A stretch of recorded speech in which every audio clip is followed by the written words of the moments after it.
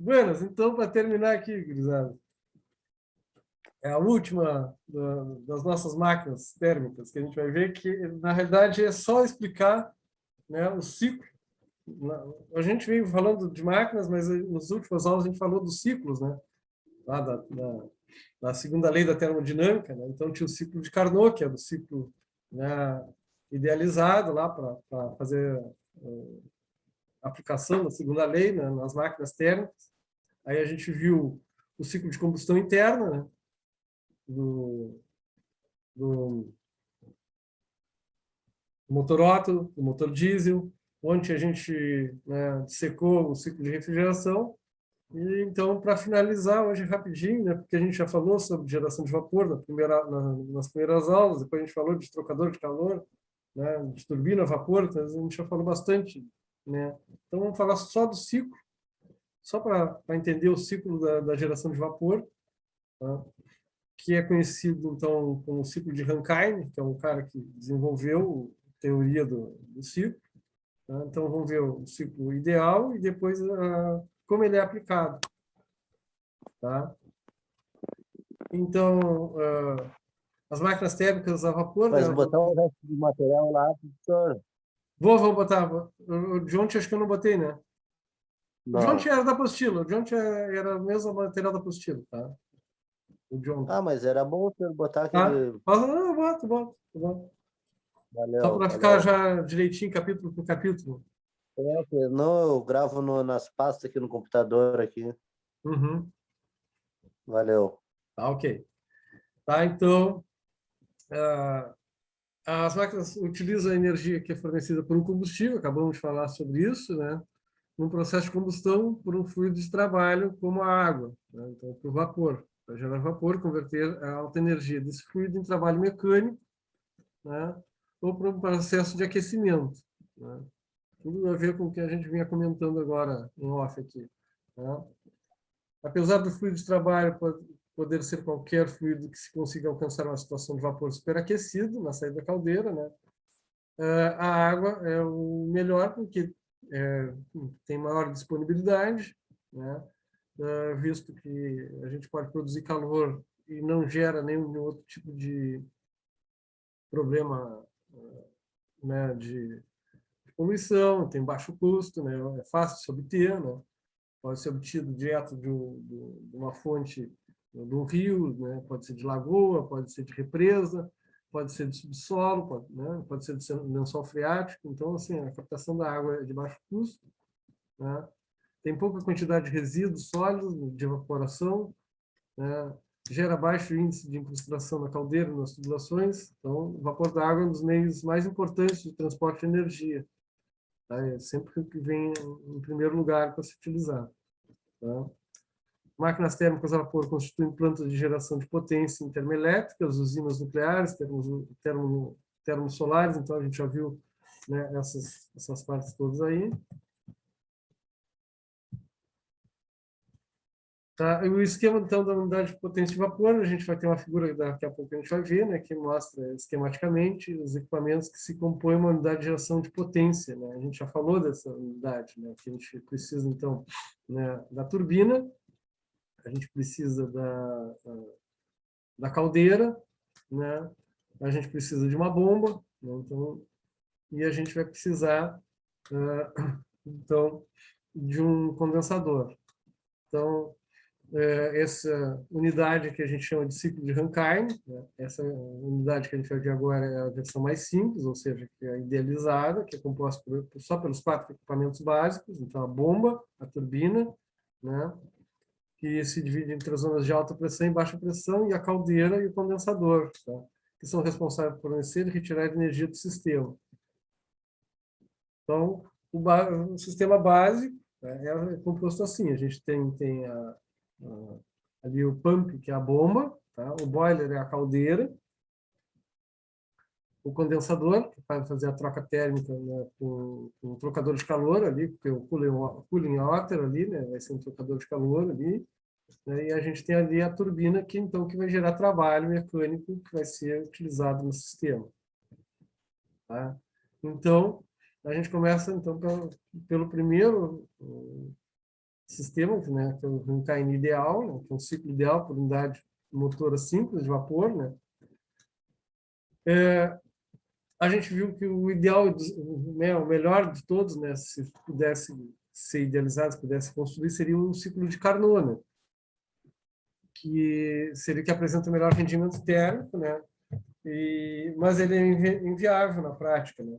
Porque no sistema de trabalho de vapor eu preciso bombear vapor e líquido, né? Ou seja, vapor úmido, né? Só que quando eu vou fazer esse sistema de bombear vapor, né, a gente vai ter dificuldade, né, na construção de uma bomba que vai misturar os dois. A gente não tem como ter uma bomba que misture, né, trabalhe com vapor e com líquido ao mesmo tempo, né? Então essa é uma das características negativas, né? E também a gente tem uma parte que requer um superaquecimento, né, com temperatura constante, né, que é essa expansão que a gente tem aqui entre o 1 e o 2 ali na turbina. Tá? Então, em caso não se utilize superaquecimento, a turbina irá operar só com vapor úmido, né, ou seja, o título é a mistura de vapor quando a gente fala título, né, é a mistura de vapor e umidade, né? Então, muito baixo, ou seja, vai ter muita umidade, né, no final da expansão. Então, isso perde eficiência. Tá? Esse aqui seria um diagrama de temperatura com energia, tá? Esse S seria a energia, que a gente vai chamar de entropia, né? Tá? Então, tem mais ou menos ali o processo em forma de energia. Então, de 1 até 2, ou seja, na saída na entrada e na saída da turbina, 1, 2, entrada e saída da turbina, tá? A gente vai ter, a energia vai ser constante. De 2 a 3, que é a passagem pelo condensador, né? A gente tem temperatura constante, tá? De 3 a 4, que é a parte que passa pela bomba, tá? Então, ali também a gente vai ter uma parte que a energia é constante, tá? E depois de 4 a 1, que é a passagem pela caldeira, né? Que aí aumenta a temperatura, né? E existe uma expansão. Tá? Então, aqui está mais ou menos explicando aqui. Ó. De modo a tornar o ciclo viável, algumas modificações devem ser feitas, né, para se tornar o ciclo compatível com os processos descritos. Então, o processo 1, 2, né, ela chama de expansão isentrópica, ou seja, não vai mudar as características do fluido. Então, a expansão isentrópica do fluido de trabalho através da turbina, desde a condição de vapor saturado até a pressão do condensador. O processo 2-3, que é a passagem pelo condensador, rejeição do calor do fluido de trabalho no condensador, né, até o estado de líquido saturado, a pressão do condensador. Tá? Então, ali no condensador, o condensador ele vai ter um trocador de calor para ele poder condensar e retirar e se tornar líquido. Né? Um subresfriamento é indesejável, visto que a energia excedente retirada a ser novamente fornecida na caldeira.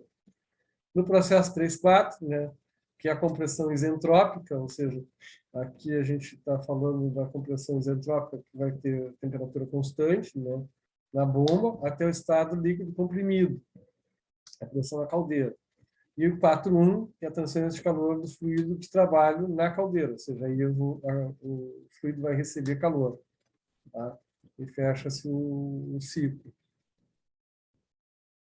Então, no estado 1, né, que é o primeiro do 1 a 2, né, é o estado definido no projeto do ciclo para ser um ciclo ideal sem superaquecimento. Né, o ponto de vapor saturado para a pressão de alta, na saída da caldeira, né, e para o caso de um ciclo com superaquecimento, deve ser conhecida a capacidade de temperatura máxima do sistema. O estado 2 é obtido com a propriedade de entropia do ponto 1, ou seja, com a minha entropia, que ele está falando então, da energia lá do ponto 1, visto que o processo de expansão é ser isentrópico, ou seja, não quero mudar a temperatura, com base na pressão de baixo. No estado 3, deve ser dimensionado pelo estado de líquido saturado, né? No estado 3, então, ele vai passar pelo condensador, então tem que chegar na fase de líquido saturado, tá? De modo que evitar um subresfriamento desnecessário, ou seja, eu quero que ele esteja líquido, mas com temperatura alta ainda, né? Que ocasiona um maior consumo de combustível e uma menor temperatura na saída da caldeira, tá? Então, o líquido tinha que sair saturado ali na bomba para chegar na caldeira ainda, né, com características não com subresfriamento, ou seja, não chegar frio na caldeira. Tá? No estado 4, que é obtido matemática através de um conceito de uma bomba operando de maneira reversível. Tá? Aí, então, o ciclo Rankine com irreversibilidades, né? Essas são as melhorias que têm que ser feitas no ciclo original e no ideal, né? Que é o ciclo real, considerando as irreversibilidades, o conceito de eficiência isentrópica apresentado pela segunda lei da termodinâmica. Tá? Na turbina, a principal irreversibilidade é a expansão não resistível. Tá? Então, a primeira coisa é evitar na turbina essa expansão. Na bomba, o efeito do atrito fluido com o rotor é o principal responsável pelo aumento da entropia. Tá? E o que a gente vai fazer ao longo das aplicações, o que se tem? Para que para que esses efeitos negativos, né, do ciclo de Rankine sejam corrigidos, né, a gente tem algumas coisas que a gente pode fazer. Tá? Primeiro é reduzir a pressão do condensador, tá? que, que é para diminuir o superaquecimento. Tá? Outra coisa é elevar a pressão da caldeira, tá? Que aí é para aumentar a pressão máxima de vapor. O superaquecimento é outra coisa que se tem, né, para se fazer para corrigir esses defeitos do ciclo, né?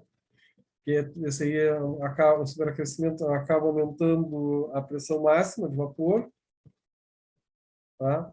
E aí então é mais ou menos isso que acontece, então um ciclo já melhorado, né?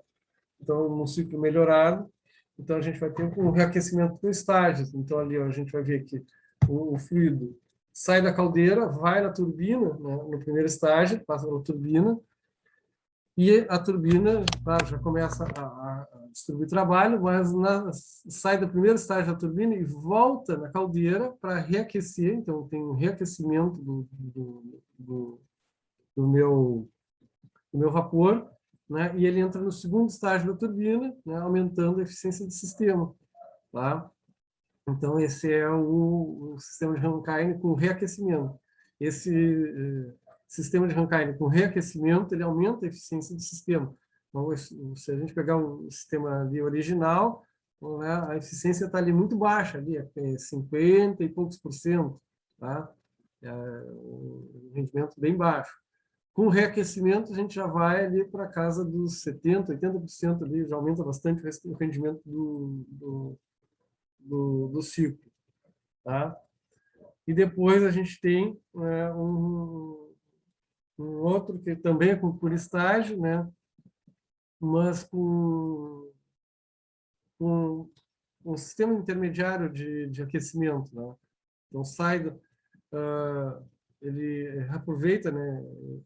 O que ele faz? O vapor passa no primeiro estágio da turbina e vai para um reservatório de transferência de calor. E depois que o fluido passou pelo condensador, saiu do segundo estágio, né, ele é bombeado para esse reservatório de calor, que ele troca então calor com o fluido que saiu do primeiro estágio da, da turbina, né, e já vai bombeado com temperatura maior para dentro da caldeira. Então a caldeira vai gastar menos energia, né? O gasto de energia da caldeira é menor para aquecimento, porque ele já entra pré-aquecido na caldeira, o fluido. Tá? Então, nessa proposta, o fator mais importante é levantar as vazões que se fluem em cada componente, visto haver a extração no primeiro estágio da turbina. Tá? Então, aqui a gente tem que... Então, quem está fazendo... Quem está comandando esse tipo de circuito, ele tem que tomar cuidado, então, com essas quantidades, né, com o controle das quantidades de vapor que sai do primeiro estágio e do segundo estágio da turbina, tá, para que não haja problemas com a eficiência do sistema. Tá? E basicamente era isso que eu queria mostrar para vocês, né, que a gente já deveria ter mostrado isso lá do início. Tá? E além do ciclo de reaquecimento, tem o ciclo... Tá? Esse aí é o ciclo regenerativo. Né? Então são esses aí os ciclos, né? Em cima desses desses 3 tipos aqui, tá? O ciclo Rankine normal, tá vendo?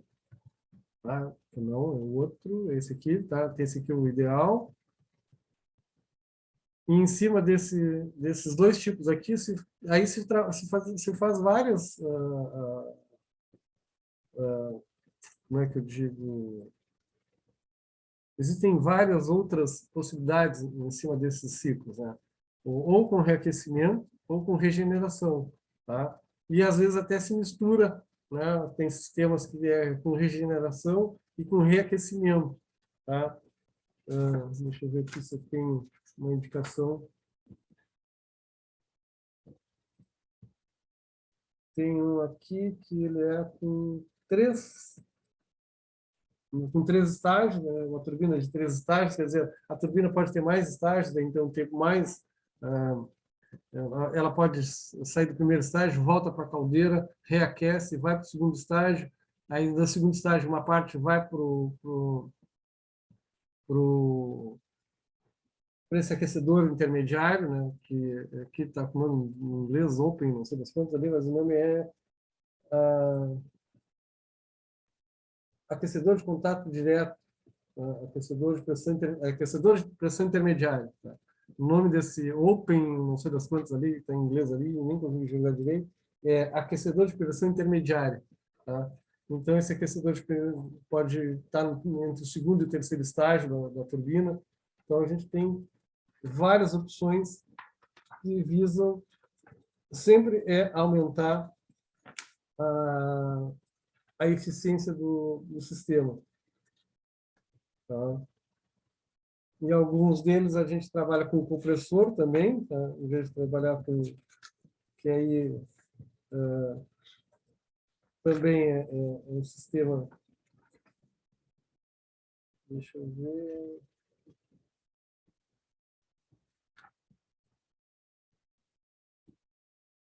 Não, mas é isso aí. Tá? E o que a gente tinha, então, para falar hoje para vocês, era bem curtinha, isso que a aula hoje ia ser bem curtinha, não ia machucar vocês, tá? Era só para apresentar, em termos de ciclo, né, aquilo que a gente já vem falando, né, a gente falou bastante disso, né, lá na geração de vapor, a gente depois falou no trocador de vapor, depois a gente falou nas turbinas a vapor, né? Então, hoje é só para vocês, então, reconhecerem que existe, então, a essa classificação dos ciclos, tá? Também para o vapor. Então, a gente ficou com os ciclos, né? A gente tinha o ciclo ideal, que é o ciclo de Carnot, depois a gente tinha o ciclo de combustão, né? Que é o ciclo Otto, o ciclo diesel, né? Depois a gente tem o ciclo de refrigeração, tá? Que a gente viu ontem, e o ciclo de geração de vapor, que é o ciclo Rankine. Tá? Então, está apresentado para vocês os ciclos todos da termodinâmica. E era isso. Tá? Amanhã, então, eu já vou deixar as perguntinhas lá no grupo. Então, eu vou deixar... Vai ser... Provavelmente vai ser 20.